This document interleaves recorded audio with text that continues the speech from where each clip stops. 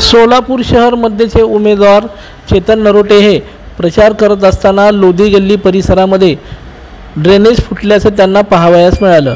मागील अनेक दिवसापासून हे ड्रेनेज तुंबून नागरिकांच्या घरात पाणी घुसत आहे। तेथील नागरिकांनी महाविकास आघाडीचे चेतन नरोटे यांना ही कल्पना दिली। त्यांनी ताबडतोब या ठिकाणी भेट देऊन सोलापूर महानगरपालिकेच्या अधिकाऱ्यांना बोलवून घेऊन ताबडतोब उपाययोजना कराव्यास सांगितल्या।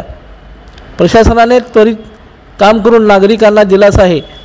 तेथील नागरिकांनी चेतन नरोटे यांनी केलेल्या या तत्परतेमुळे चेतन नरोटे यांचे आभार व्यक्त केले आहेत। आमच्या भागाचा आमदार कसा हवा तर चेतन नरोटे सारखा हवा अशा प्रतिक्रिया येथील नागरिकांनी दिल्या आहेत।